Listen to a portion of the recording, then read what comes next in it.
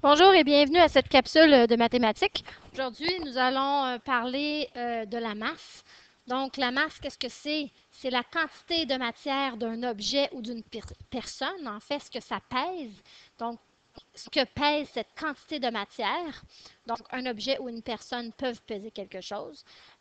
Lorsqu'on veut lorsqu'on veut peser quelque chose ou une personne, on peut utiliser une balance. Donc, la balance est ici.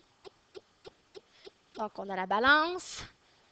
Donc, on peut souvent utiliser ça lorsqu'on fait de la cuisine pour peser des aliments. Sinon, on peut aussi peser des personnes avec le pèse-personne. Euh, Maintenant, lorsque l'on mesure une masse, évidemment, ça nous prend une unité de mesure. Et l'unité de mesure les unités de mesure qui ont rapport avec la masse, qui sont étudiées au primaire, bien entendu, sont les grammes. Donc, les grammes ici. Les grammes sont utilisés pour des objets moins lourds. Lorsque, toutefois, on veut peser des objets plus lourds, on va utiliser les kilogrammes. Donc, par exemple, si on voulait peser une bicyclette. Donc, maintenant, si on veut se rappeler quelques petits détails importants, il faut se rappeler que le 1 kg, très important aussi de se rappeler que le symbole de kilogramme, c'est ceci, et le symbole de gramme, c'est ceci, donc G. Lorsque l'on veut, il faut se rappeler donc que le 1 kg est égal à 1000 grammes. Un demi-kilogramme, donc la moitié d'un kilogramme est égal à 500 grammes. Et que 1 millième de kilogramme, 1 sur 1000 kg, est égal à 1 gramme. Donc, on pourrait dire que 1 gramme est égal à 1 millième de kilogramme. Lorsqu'on travaille ces unités de mesure, hein, comme on l'a fait précédemment avec les centimètres et même avec les litres, euh, on vise toujours la conversion, donc convertir les unités de mesure, trouver des équivalences, hein, parce que des fois on a des unités de mesure en kilogrammes, mais on veut avoir la mesure en grammes. Ou si on veut additionner des unités de mesure qui sont différentes, alors il faut en convertir un ou l'autre pour arriver à bien les additionner. Donc, pour convertir, on a le tableau qui est très, très, très utile. Le même tableau qui était utilisé pour les longueurs et les capacités, mais à ce moment-là, les unités de mesure sont pour les masses.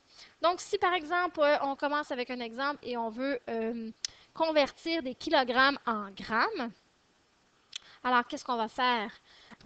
Donc, ici, donc admettons que nous avons 3 kilogrammes et que nous voulons les convertir en grammes. Donc, à ce moment-là, on va rajouter tout simplement des zéros jusqu'à notre position qui est les grammes. Ça va donc nous donner 3000 grammes.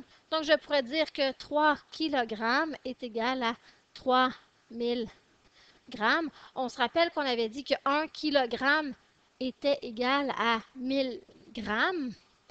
Donc, on voit clairement ici que 3 kilogrammes, on pourrait dire fois 3 parce qu'il y a 3 kilogrammes, c'est égal à 3000 grammes.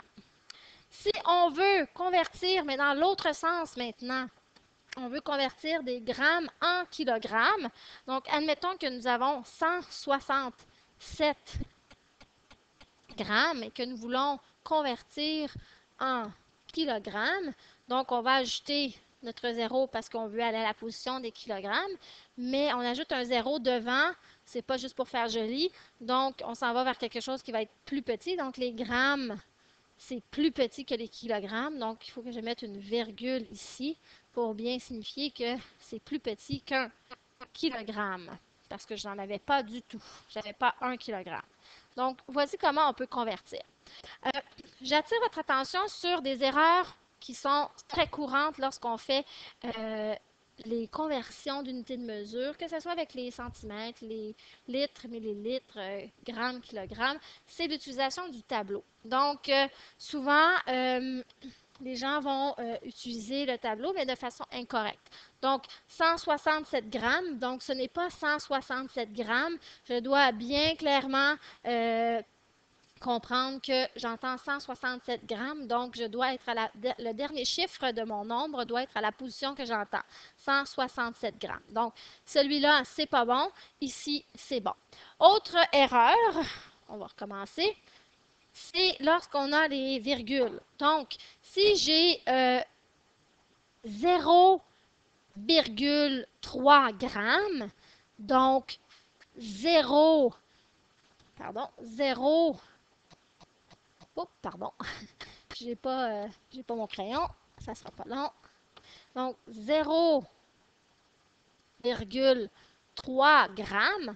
Donc, on l'entend 0,3 grammes. On sait que 0,3 grammes, c'est plus petit que 1. Alors, je dois mettre un 0 au gramme. Je mets mes virgules, 3. Donc, il faut toujours aussi avec une logique, OK? Donc, je ne place pas mon 0 n'importe où. Je ne peux pas dire 0,3 grammes. Non, pardon. Parce que je n'ai pas de grammes, j'ai 0 gramme. Donc, c'est des erreurs courantes que vous faites, en fait. Donc, c'est la mal utilisation du tableau de conversion. Donc, peu importe l'unité de mesure. Donc, faites attention lorsque vous faites de la conversion. Évidemment, lorsque c'est à gauche, l'unité de mesure qui est à gauche, c'est plus gros, tandis que les unités qui sont ici, c'est plus petit. Donc, il faut y aller aussi avec une logique. Si vous faites une conversion et que vers la gauche, donc vous avez par exemple, on va effacer, il y a pas mal de chiffres là. Si par exemple, j'utilisais un nombre ici, un gramme, ben, je devrais faire attention pour que comprendre que ça se peut pas que ça soit plus grand. Donc, il faudrait que ça soit plus petit, mon nombre. OK? Donc, on va aller avec une autre diapositive. C'est le tableau de conversion, juste pour attirer votre attention ici. Donc, on a travaillé la longueur, la capacité et la masse. On voit très clairement ici qu'il y a des similitudes. OK, ici, on a l'unité de mesure qui est mètre, litre et gramme. Donc, ici, on a kilomètre, kilolitre, kilogramme, etc. Donc, on voit clairement que le tableau est utilisé de la même façon. Outil très utile. Donc, à vous de jouer pour un petit défi. Donc, à savoir si vous allez être capable. Est-ce que vous pouvez convertir 5 millilitres en litres? Et est-ce que vous êtes capable de convertir 19 litres en millilitres maintenant? À vous de jouer. Bonne chance!